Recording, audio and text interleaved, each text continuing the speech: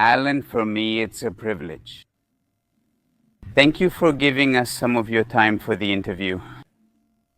Thank you for inviting me. No. Not every day can I be so close to the world champion. I feel like firing her. Oh, thank you. If you don't mind, first, I'd like to ask you some technical questions about the new Giant Anthem. And then, if that's okay with you, I'll ask you some questions about performance and training. All right, thank you. What was your involvement in the development of the new anthem? When you signed with Giant, was the new anthem already finished? Or did you join at the start of its development? Yes, well, there were two versions of the Anthem prototype. I missed the first version. I also received the revised version, and I think it was at the end of January or the beginning of February. Well, they did an excellent job between version 1 and 2. They met all the requirements and made the bike what it needed to be. It was more about getting used to and experimenting with the high and low positions of the fit chip to find the best setup and suspension feel.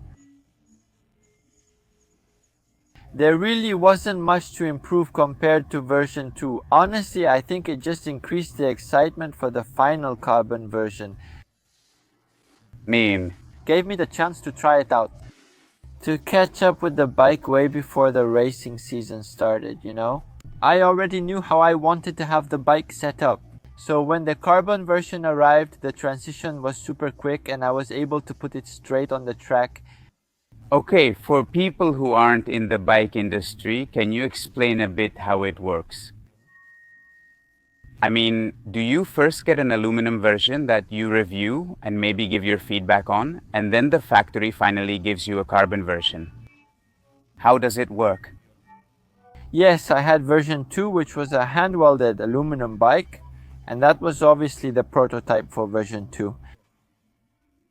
It had all the same features, the same geometry, the same fit, and the product... Final, obviously. Only the composition changes. It's made of aluminum and the final version is made of carbon. And when moving on from version 2, the entire geometry and feel of the bike are confirmed. And then they can... The final version was produced with the exact stiffness the bike needs. The flex point works, exactly as they had planned. The bike offers needed flexibility in the final version. So, if the prototype of version 2 is good, the final version is much better, and that's exactly how it was. Well, could you tell us what changes you've made from the prototype to the final version since the first time you tried it? From version 2 to the final one? 1. What kind of feedback could you give to the engineers? Yes, I think the contributions that caught the most attention were probably the ones related to suspension tuning. I think it's about finding the best factory suspension setup so that when the bike hits the market, it comes with a really good feel and suspension platform that the general consumer can enjoy. Okay, do you usually use the flip chip or do you always keep the same geometry? I would like to use both options. I have tried both. I think I haven't done as many races this year, so I haven't had the chance to change it that much. But on the tracks, more about pedaling with roots and rocks where you have to be. For example, like a World Cup in Ceridi or a World Cup in Nova Mesto. That kind of course, I think the high position is a very good option. Does it allow you to start pedaling earlier when coming out of the corners? You can pedal more in the tricky sections, and it really helps to change the direction of the bike quickly. On the faster tracks with big impacts and jumps, the low position is super useful for that. So the World Championship track was perfect for the low position. So for me personally, having the option to change the bike for each track and get the most out of it is something super quick and easy to do. Yes, it is. Something amazing to have on a racing bike like this from... Agreed? how did you customize the Anthem prototype to suit your riding style? Did the Giant team make any specific adjustments to optimize your performance? I mean, I don't think I was just waiting for the carbon version. I think the most important thing we were working on in the background was the XTR wheel set. Well, you know, those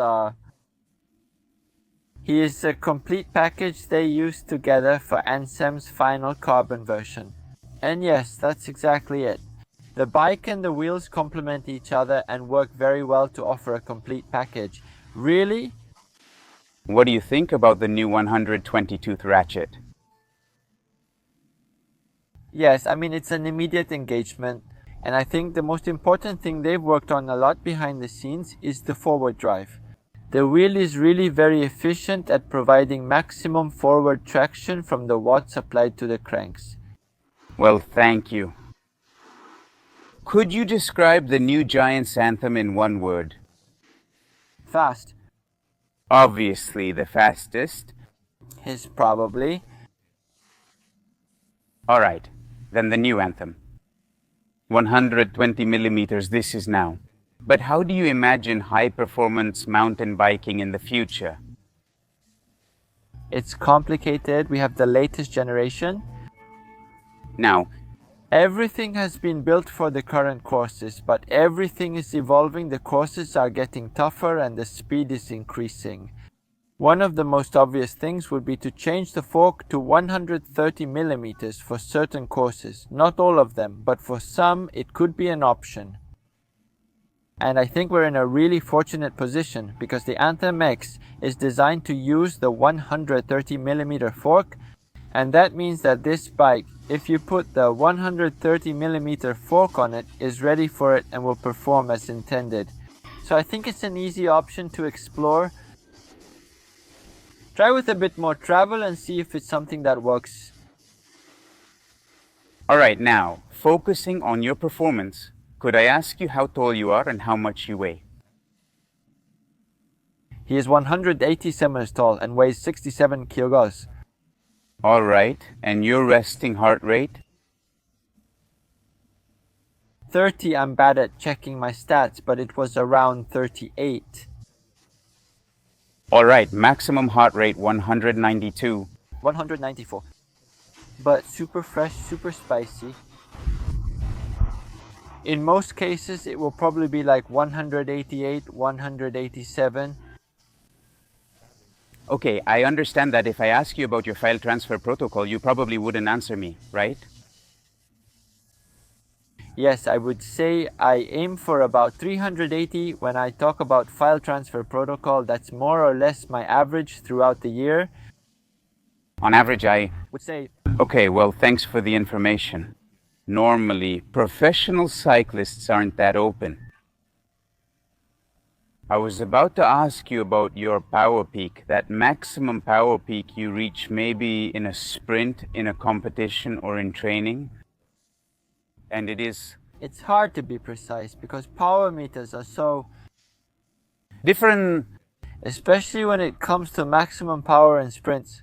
Between 1,200 and 1,400 depending on the power meter and the bike.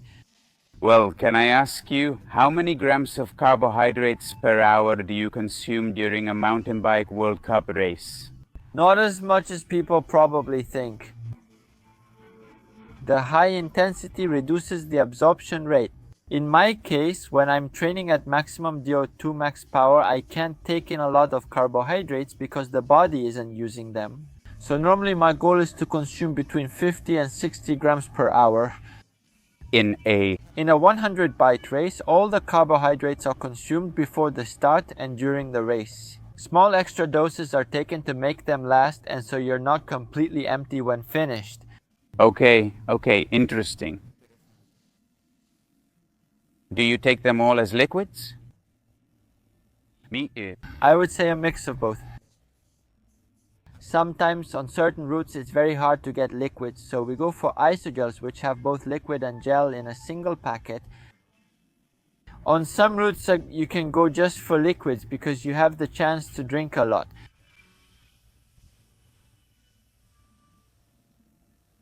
How many hours do you train per week during a peak volume week and during a mid-season week? At peak volume, we could probably reach 22 to 24 hours at most in my case, and during a season week, I'd say between 16 and 18. Okay, how many hours do you sleep? Again, it's one of those statistics I should check more closely, but it's been about 8 hours. Well, yeah. And Do you usually take naps? I'd like to say no, but honestly, there are some workouts that are so tough that I end up taking a nap afterwards. Well, but It's not something you always look for, like needing a nap every day. what would a normal day be like mid-season for the world champion? When do you wake up and what's your morning routine? Yeah, it depends. I think the way I do my workouts is pretty unique, maybe for some people.